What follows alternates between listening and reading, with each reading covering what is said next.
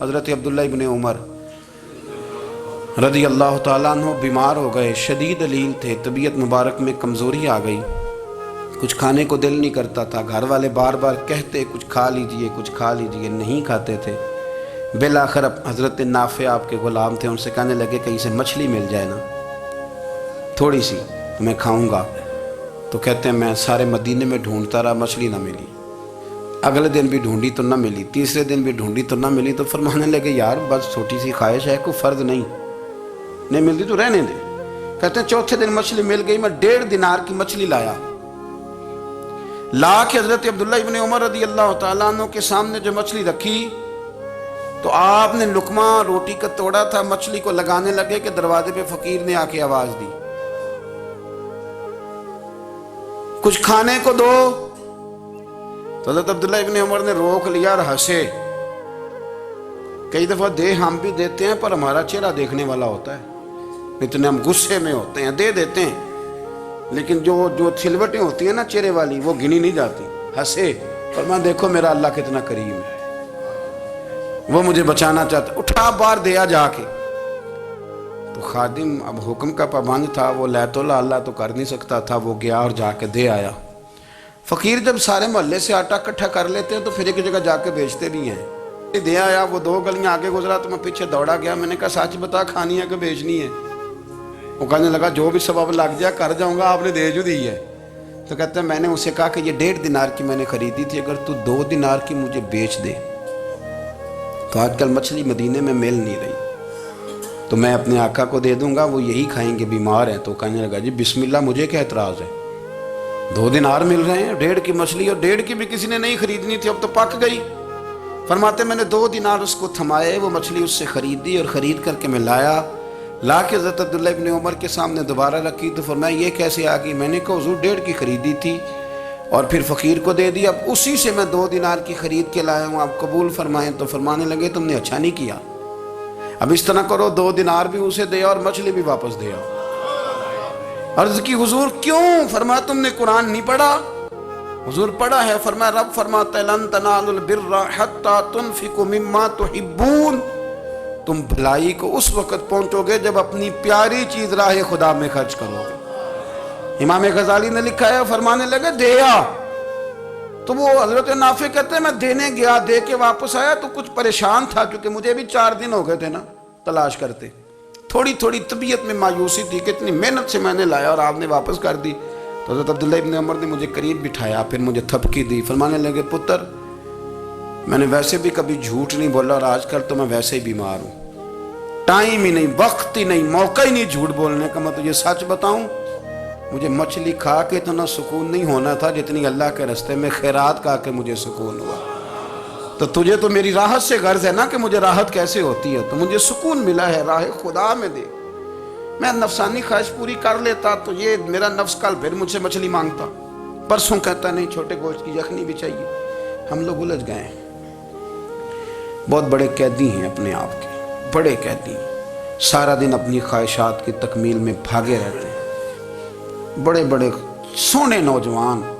میں ان پہ تنقید نہیں کرتا، مجھے ان پہ ترس آتا ہے، جب میں رات کے اندھیروں میں انہیں ٹیلی فون لے کے چوکوں میں کھڑے دیکھتا ہوں تو مجھے رحم آتا ہے، میں کہتا ہوں دیکھو نفس کی خواہش کے پیچھے یہ کیا مثلاً آخر کیا ہے اس میں، ایک عورت کے پیچھے تباہ کر لیا اپنے آپ کو، یعنی زیادہ سے یہ کوئی مقصود ہے، یہ کوئی مقصد حیات ہے جس کو مقصد بنا لیا ہے؟ میرے عزیز بات کو سمجھ لیں، اتنا خوبصورت آدمی ہے اور اتنا اس کا اونچا قد کاٹ ہے، اور کیا کس کے پیچھے یہ بھاگا ہوا ہے؟ بڑا سمجھدار، دانشور، عقل مند آدمی، ذی روح بندہ، لیکن اس کا سٹیٹس آپ یہ ملاحظہ کریں کہ وہ 20-40 ہزار کی خاطر جھوٹ بولتا ہے، دھوکہ دیتا ہے، فریب اور فراڈ کرتا ہے۔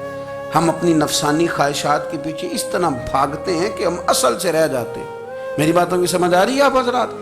تھوڑا تھوڑا کر کے، ایک ایک کر کے ان کی باتیں کم مانیں۔ وہ ضروری تو نہیں نا کہ سویرے ناشتہ بازار سے اپنی مرضی کا تگڑا کیا ہے، بازار سے لا کے پوڑیاں چنے بہترین کھائے، اور پوڑیاں چنے ابھی کھائے نہیں، شاپر میں ڈالے ہوئے ہیں، اور وہ لے کے ابھی آ رہا ہے تو ساتھ ہی رستے سے गोश्त भी छोटा अच्छा लगा तो 2 किलो वो भी ले आए कि पूड़ियाँ चने खाऊंगा और दोपहर के लिए गोश्त पकाऊंगा। वो पहले ये तो खा ले साहब, इससे तो निजात पा ले। ये पता नहीं हजम होता है कि कुछ और करता है तेरे साथ, लेकिन वो गोश्त भी साथ ले आया। यानी टेबल पे, नाश्ते के टेबल पर बैठ के फैसला हो रहा होता है कि हमने क्या खाना है, हमने किधर जाना है। संगियो याद रखो, बातों को समझो और गौर करो। ये थोड़ा थोड़ा करके जब हम छुटकारा हासिल करने की कोशिश करेंगे ना, छुटकारा हासिल करने की, कई जगह से, किसी जगह से अगर आपको तंबी होती है ना, तंबी, उसमें भी बड़ा मज़ा आता है। उसमें बड़ा, हमारे एक बुजुर्ग थे, तो एक दिन ना मैं गया तो कहने लगे अल्हम्दुलिल्लाह आज मैं बड़े सुकून में हूँ। मैंने कहा जी वो क्या हुआ? कहने लगे मैं अपने आप को बड़ा पीर साहब समझने लग गया था। तो एक वापडा के किसी आदमी से काम था, तो मेरे एक दोस्त ने मुझे कहा है कि पीर साहब उसको टेलीफोन कर दें, सुना है आपका अकीदतमंद है। मैंने उस बंदे को टेलीफोन किया तो कहता पीर साहब मैं इज़्ज़त आपकी बड़ी करता हूँ पर यह काम नहीं हो सकता। कहते जब उसने मुझे कहा ना तो कुछ भी नहीं, तो मुझे बड़ा मज़ा आया है, वरना मेरा तो नफ्स फूल गया था। मैं तो समझता था कि जो मैं कहता हूँ वैसे ही हो जाता है। कहते उसने थोड़ा सा ना मुझे लेवल में किया है, मुझे मज़ा आया। ये लोग ना अपने ऊपर बोझ डालते थे, ये थोड़ा थोड़ा पीछे हटते थे, ये समझते थे कि इस तरह तो हमारी तकमील रह जाएगी। सुबह से शाम तक अगर इसी नफ्स की बातें मानते जाएंगे तो खराबी करेगा। दौलत का नशा है भाई, दौलत इकट्ठी करने वाला किसी जगह सैर नहीं होता। हुस्न का नशा है, हुस्न का नशा है। हज़रत अबू बकर शिबली रहमतुल्लाह अलैह फरमाया करते थे जो तेरी बेटी को खूबसूरत समझ के उसके साथ निकाह करना चाहे उसे बेटी ना देना। हजरत जी क्यों? फरमाया हुस्न तो थोड़े दिन के बाद खत्म हो जाएगा, फिर वो इसकी कदर नहीं करेगा, वो तो कहीं और मुंह मारता फिरेगा। हज़रत अबू बकर शिबली रहमतुल्लाह ताला अलैह की बेटी खूबसूरत थी। एक नौजवान कहने लगा मेरा निकाह कर दे। आप फरमाने लगे पुत्र तो 1 महीने के बाद आना, कर दूंगा। बड़ी मोटी ताजी खूबसूरत साहिबजादी। तो हजरत ने उसे दवाई खिलाई, उसे पखाने लग गए। जो पखाना करती एक मटके में संभाल देते। थोड़ा वक्त गुजरा तो वो हड्डियों का पिंजर बन गई। महीने भर में दस्त इतने आए कि कमज़ोर हो गई। तो अबू बकर शिबली 1 महीने के बाद नौजवान को बुलाया, फरमाया इधर आ तेरा निकाह करूँ। बच्ची दिखाई तो वो कमज़ोर बिस्तर पे पड़ी। फरमाया शादी कर। कहने लगा इससे नहीं मैंने करनी। फरमाया ये वही है? कहने लगा जी नहीं। फरमाया तू तो कहता था मुझे इश्क है, किधर गया तेरा इश्क?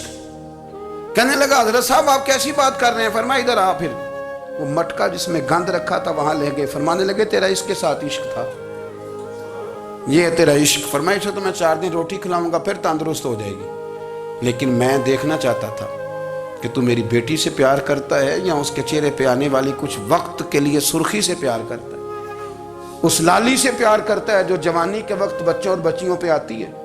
किस चीज के दिल दादा? यानी क्या मतलब? नफ्स की गुलामी, सरासर गुलामी। और पलट पलट के और बड़े बड़े सियाने बंदे छोटी सी ख्वाहिश के लिए, बड़ा समझदार आदमी, बड़ा सियाना बंदा। मैं एक बड़े बुजुर्ग आलिम थे, मैं एक दफा मिलने गया तो पाए पका रहे थे, खुद पाए पका रहे थे। तो वो बड़े प्यार की बात होती है ना जी। तो तामत बांधी हुई और बड़ी जनाब खस्ता हाली और वो पाए पका रहे हैं। तो मैंने उनसे कहा, मैंने कहा हजरत जी पाए तो किसी और ने भी पका लेने थे, आप बुखारी लेके बैठते, चलो मेरी तरह का कोई बंदा आपसे इस्तेफादा भी कर लेता। अब पाए आप लाएंगे, फिर पकाएंगे, फिर आप खाएंगे, तो ये तो 24 घंटे आप किसी काम में गुजर जाएंगे। तो ये एक छोटी सी ख्वाहिश के लिए, मैं किसी चीज को हराम नहीं कह रहा। कुरान पाक की जो आयत पढ़ी है सिर्फ उसकी तफसीर आपके सामने अर्ज कर रहा हूँ। हमारी ख्वाहिशात माँ पालती है, आपको नहीं पता कितने दुख सहती है। मैं उन माओं को जानता हूँ जो बेटे के हिस्सों की मार भी उसके अब्बे से खाती है, मार खाती हैं वो। एक खातून एक कान से सुनता नहीं, मेरे पास एक दफ़ा आई, कहने लगी 60 लग गई सी, कोई दुआ कर दें या कोई वजीफ़ा पर, डॉक्टर कहते हैं ठीक नहीं हो सकते। मैंने कहा बाजी सही बताओ मसला क्या है? कहने नहीं कुछ भी नहीं, मसला क्या होना है, पुत्र गलत निकल आया है, उसका बाप रोज़ मारता है, आज मैं आगे गई हूँ तो उसने एक थप्पड़ मेरे कान पे मार दिया, तो पर्दा फट गया। माएँ मार खाती हैं, लेकिन वो पुत्र जिसको बड़ी मेहनत से पाला है वो जवान होता है तो अम्मा से कहता है तुझे छोड़ देना है, पर जिस लड़की से मेरा टेलीफोन पे रब्ता है उसे नहीं मैंने छोड़ना, वो नहीं छूट सकती। हर शय कुचल जाता है वो। अम्मा कभी लेट के रात को सोचती है कि ये तो मेरी कुल कमाई थी, میں تو آج بھی اس کے حصے کے تھپڑ اپنی گالوں پہ برداشت کر رہی ہوں، تو یہ کدھر گیا؟ اردشیر نام کا بادشاہ تھا وہ۔ حضرت محدث ابن الجوزی آج سے کچھ 700 سال پہلے لکھتے ہیں۔ اردشیر بادشاہ بڑا خوبصورت تھا، جوان تھا، بڑا عقل مند تھا۔ اس نے اس طرح کیا کہ قریب کی ساری ریاستوں پہ قبضہ کر لیا۔ بڑا عقل مند زیرک تھا، قبضہ ہو گیا۔ ایک بادشاہ بڑا سخت تھا، اس کے ساتھ جب پنجہ آزمائی ہوئی تو اردشیر کہتا ہے اس پہ میرا قبضہ نہیں ہو رہا تھا، اور جب ہم نے ساری ریاستوں نے مل کے اس پر حملہ کیا تو ایک قلعے کے اندر قلعہ بند ہو گیا۔ اردشیر بڑا خوبصورت آدمی تھا، بڑا سمجھدار تھا، تو وہ بادشاہ قلعہ بند ہو گیا، اس نے کہا نکلنا ہی نہیں۔ اب وہ اندر بند ہے، یک بارگی حملہ کیا تو وہ بڑا قلعہ تھا اس میں بند ہو گیا۔ اس بادشاہ کی نا جس پر حملہ کیا، اس کی بیٹی اچانک ایک دن قلعے کی دیوار پہ چڑھی تو اردشیر کے حسن و جمال کو دیکھا تو عاشق ہو گئی، اور اپنے ہی باپ کے خلاف اسے کہنے لگی کہ اگر تو میرے ساتھ شادی کا وعدہ کرے نا تو میں تجھے رستہ بتاتی ہوں حملہ کرنے کا۔ اس نے کہا میرا وعدہ رہا، تو رستہ بتا۔ اس نے رستہ بتایا اس لڑکی نے، اور بادشاہ نے حملہ کیا تو اس کا باپ قتل کیا، اس علاقے پہ قبضہ کیا شادی کے وعدے پر۔ ہاں نفسانی خواہش بندے کو اندھا کر دیتی، نہیں سمجھ آتی اس کو میں کدھر جانا ہے، اندھا کر دیتی۔ حملہ کیا، اور جب اس لڑکی کو لے کے آیا نا اپنے محل میں، تو پہلے دن شادی کی پہلی رات تھی، تو بستر بچھایا کنیز نے، تو وہ کبھی کروٹ ادھر بدلتی کبھی ادھر بدلتی، تو بادشاہ کہنے لگا کیا ہے؟ کہنے لگی بستر میں کچھ ہے، مجھے تکلیف دے رہی۔ اس نے چراغ جلائے، اور جب بستر اٹھایا تو ایک اتنا سا دھاگا نکلا۔ دھاگے سے عموماً تکلیف نہیں ہوتی، تو اس نے کہا تو اتنی نرم و نازک ہے کہ دھاگا؟